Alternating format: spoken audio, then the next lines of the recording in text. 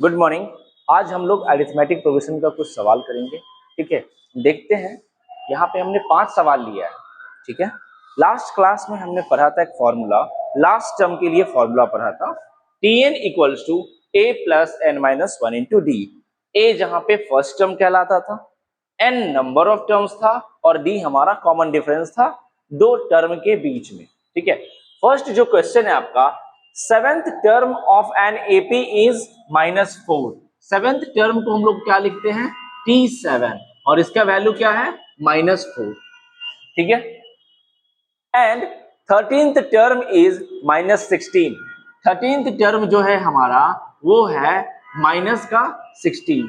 ठीक है, तो क्या हम T7 को लिख सकते हैं ऐसा, a plus 6d equals to -4। ठीक है, ये हमारा इक्वेशन 1 हो गया। ठीक है, T13 वाले टर्म को हम लिख सकते हैं क्या, a प्लस 12d, और ये वैल्यू है आपका -16। ये हमारा इक्वेशन 2 हो गया। ठीक है, क्या हम इक्वेशन 1 और 2 को सॉल्व कर सकते हैं लीनियर इक्वेशन की मदद से।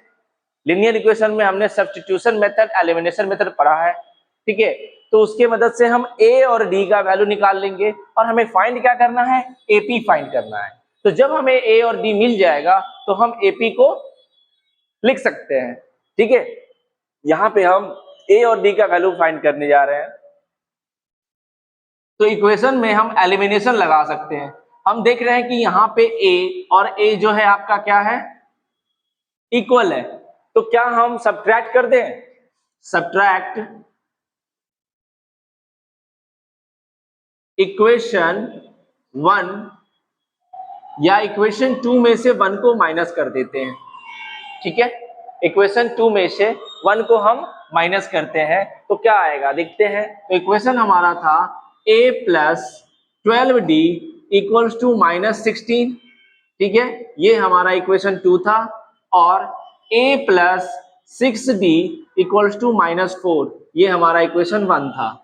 दोनों को जब सब्ट्रैक्ट करेंगे तो a कैंसिल हो जाएगा और 12 माइनस 6 होगा आपका 6d इक्वल्स टू, आपको माइनस करना है, यहाँ पे -16 साइन चेंज हो जाएगा, तो -16 और +4 होता है -12।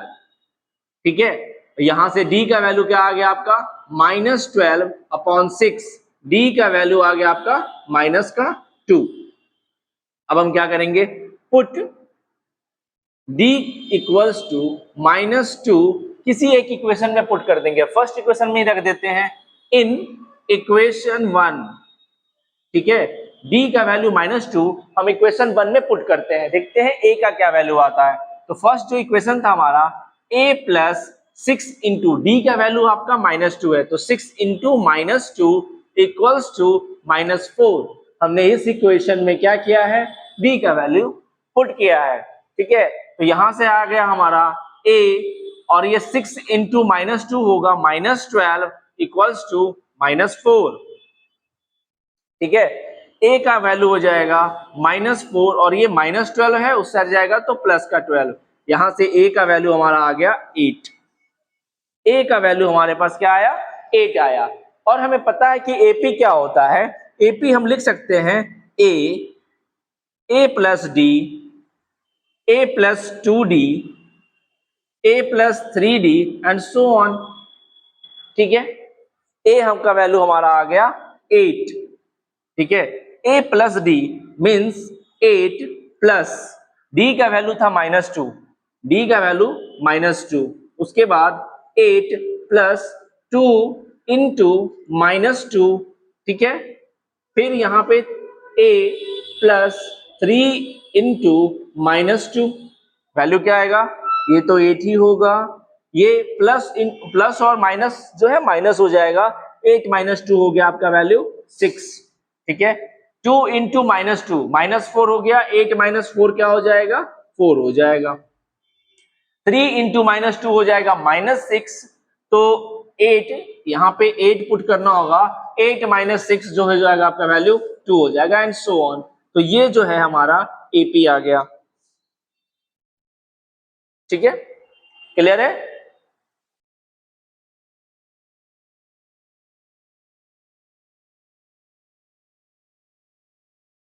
सेकेंड क्वेश्चन है, क्वेश्चन 2 जो है आपका, इसमें क्या कह रहा है, fourth term of an AP is 0।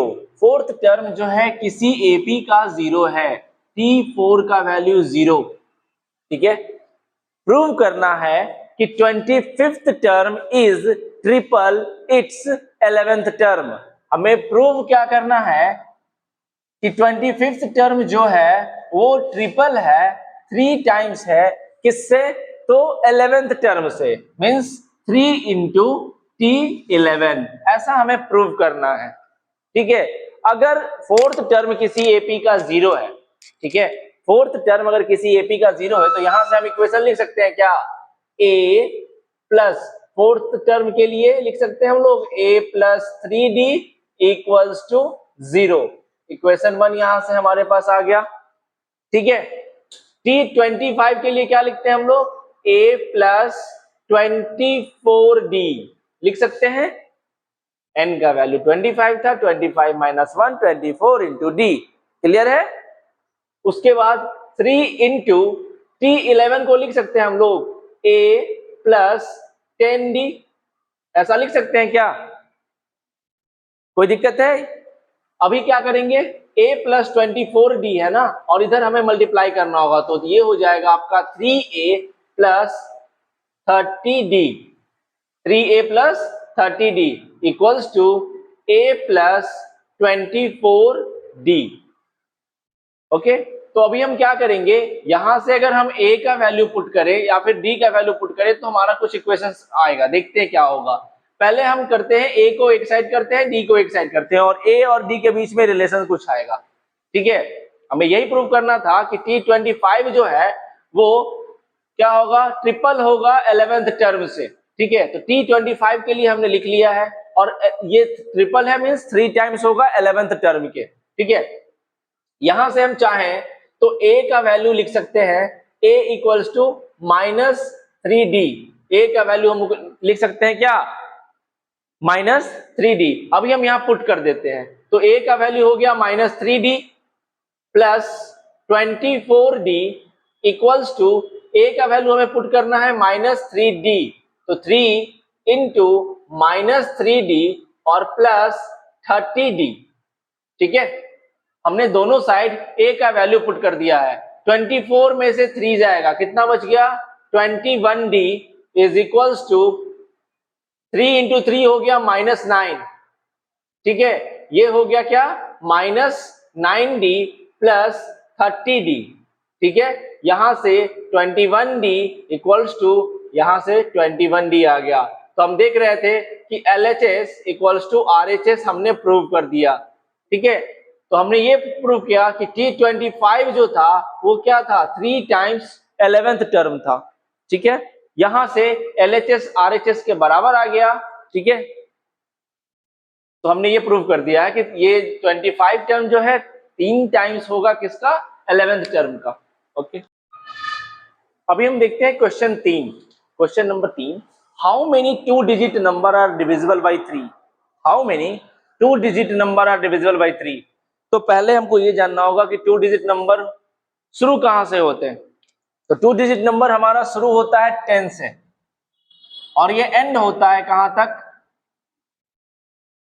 2 digit number start from 10 and and with 99। ठीक है, और हमसे पूछा गया है 2 डिजिट नंबर डिविजिबल बाई 3, तो 3 से डिविजिबल 2 डिजिट नंबर पहला कौन सा होगा। ठीक है, तो फर्स्ट जो नंबर होगा वो होगा 12। ठीक है, और जब ये 3 से डिविजिबल है तो 3 से डिविजिबल कौन कौन से नंबर होंगे, मतलब कि ये मल्टीपल ऑफ 3 होगा। तो 3 का टेबल अगर हम 4 टाइम्स पढ़ेंगे तो 12 आएगा, 5 टाइम्स अगर पढ़ेंगे तो ये 15 होगा। ठीक है, 6 टाइम पढ़ेंगे तो 18 होगा, एंड सो ऑन। ठीक है, क्या 99 3 से डिविजिबल है, तो हाँ है, तो हम इसे कंसीडर करेंगे। तो 99 जो है लास्ट 2 डिजिट नंबर है जो कि 3 से डिविजिबल है। ठीक है, तो हमें क्या मिल गया, यहां से फर्स्ट टर्म मिल गया। कॉमन डिफरेंस, जब डिविजिबिलिटी की बात आएगी कि डिविजिबल बाई 3 हो, डिविजिबल बाई 6 हो, तो जितना से डिविजिबल होगा वही उसका कॉमन डिफरेंस हो जाएगा। ठीक है, a का वैल्यू यहां से हम क्या लिख लेंगे, 12। और डी का वैल्यू हो जाएगा 15 माइनस 12, जैसे भी करें यहाँ पे आएगा 3, ठीक है। और लास्ट टर्म एल भी कह सकते हैं या टीएन भी कह सकते हैं, ठीक है। तो टीएन भी कहते हैं हम लोग इसको, टीएन का वैल्यू जो है हमारा क्या है 99 है। फॉर्मूला हमने क्या पढ़ा है, tn equals to a plus n minus 1 into D. यहाँ से हमको नंबर ऑफ टर्म्स मिल जाएगा और वही हमें बताना है कि how many 2 digit number are divisible by 3, number of terms बताना है यहाँ पे।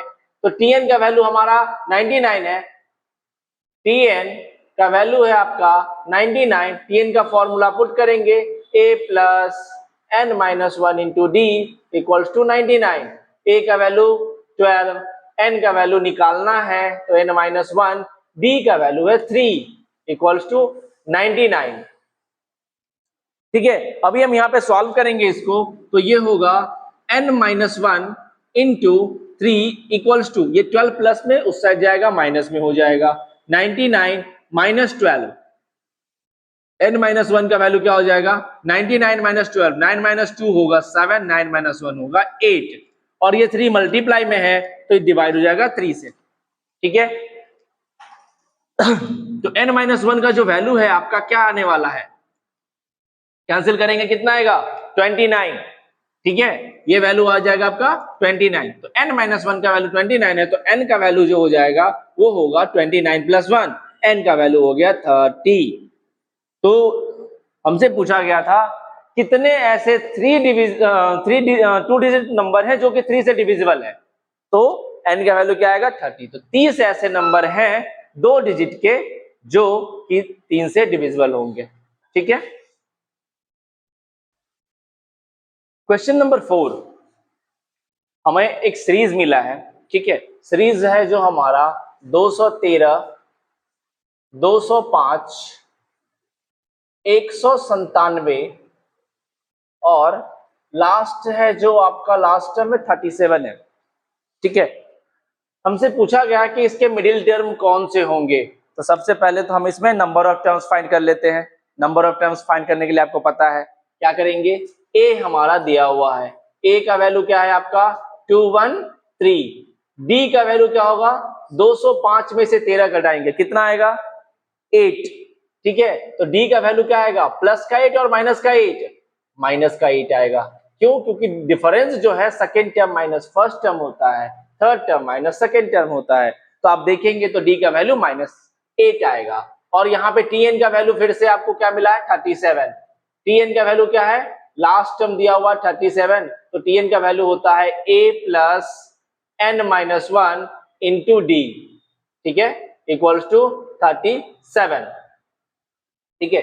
a का वैल्यू है 213 प्लस n की वैल्यू नहीं पता है, d का वैल्यू पता है हमें, d का वैल्यू क्या होगा माइनस का 8 into -8 equals to 37, n minus 1 equals to 37 है इधर, और ये 213 प्लस में इधर आएगा तो माइनस में हो जाएगा, 213 माइनस करेंगे तो 13 माइनस 7 हो गया 6, ठीक है, और 20 माइनस 3 हो गया 17, और ये माइनस हो जाएगा 176, और ये हो गया आपका माइनस का 8 मल्टीप्लाई में था, तो यहां से n माइनस 1 का जो वैल्यू है वो क्या आएगा, माइनस और माइनस कैंसिल हो जाएगा, 8 से इसको कैंसिल करेंगे, 2 टाइम्स में 16 और 2 टाइम्स में अगेन 16, और n का वैल्यू यहां से हमारा आ गया क्या 22 प्लस 1 इक्वल्स टू 23, n की वैल्यू 23, नंबर ऑफ टर्म्स मिल गया। अब हमें मिडिल टर्म फाइंड करना है, तो मिडिल टर्म कैसे निकालेंगे, तो मिडिल टर्म के लिए जो फॉर्मूला होगा, ठीक है, middle term equals to 1/2 n plus 1th term होता है, ठीक है। तो ये 1/2 n plus 1 means 23 plus 1 24 term होगा, ये हो गया 12, मतलब कि यहाँ जो 12th टर्म होगा वो हमारा क्या होगा मिडिल टर्म होगा। तो 12th टर्म होगा कौन सा, 12th टर्म मीन्स T12 निकाल लेंगे हम यहाँ से, तो T12 इक्वल्स टू हमें पता है a प्लस 11d होता है। a का वैल्यू क्या है यहाँ पे 213, ए का वैल्यू है 213 और डी का क्या वैल्यू है यहाँ पे माइनस का 8, डी का वैल्यू माइनस का 8, तो ये हो गया 213 माइनस 88, 13 माइनस 8 हो जाएगा 5, ठीक है, 20 माइनस 8 हो जाएगा 12, तो हमारा जो मिडिल टर्म होगा वो होगा 1 to 5। आज आइए हम लोग देखते हैं क्वेश्चन नंबर 5। ये सवाल जो है इसमें पूछा गया है हाउ मेनी मल्टीपल ऑफ 4, 4 का कितना मल्टीपल होगा जो 10 और 250 के बीच में लाई करेगा, ठीक है। तो सबसे पहला 4 का मल्टीपल होगा कौन कौन सा, तो सबसे पहला मल्टीपल तो 4 का 4 होगा, लेकिन हमें क्या लेना है बिटवीन 10 एंड 250।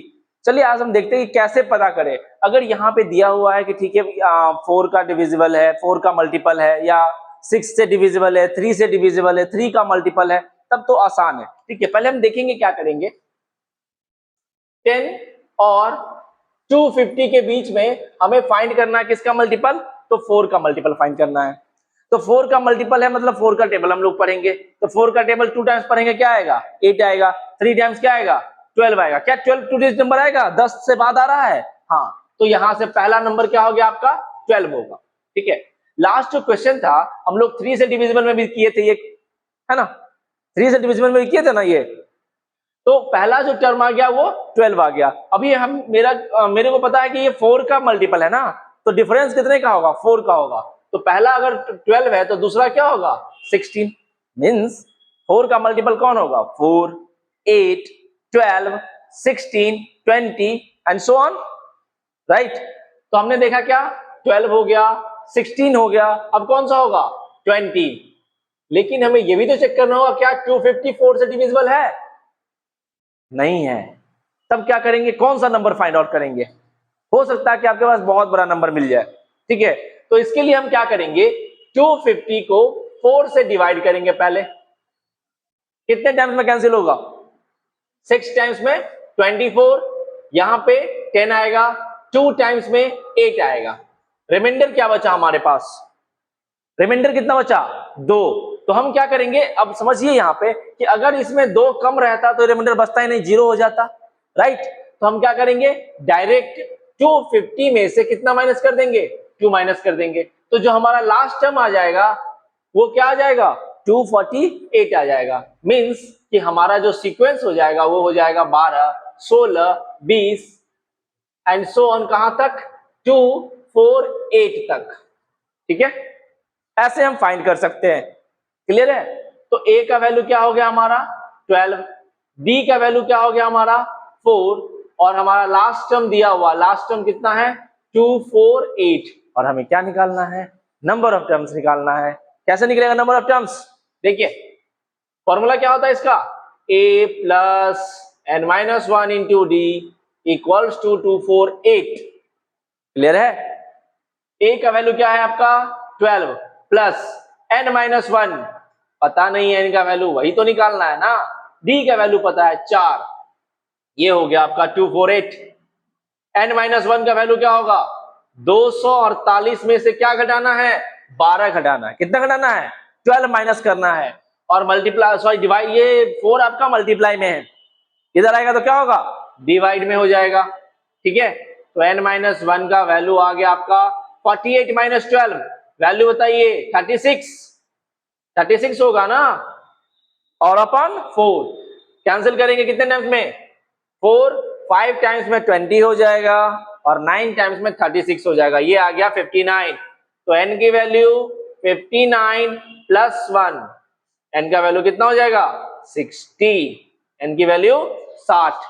तो टोटल कितने टर्म्स ऐसे होंगे 60 ऐसे टर्म्स होंगे 10 और 250 के बीच में, जो कि आपका डिविजिबल होगा किससे 4 से, या मल्टीपल होगा 4 का, ठीक है। आज हम लोगों ने देखा ये 5 क्वेश्चंस, ठीक है। आप लोगों को अपने एक्सरसाइजेस बनाने हैं, ठीक है, और जो भी डाउट होगा आप हमें कमेंट में कर सकते हैं, ठीक है।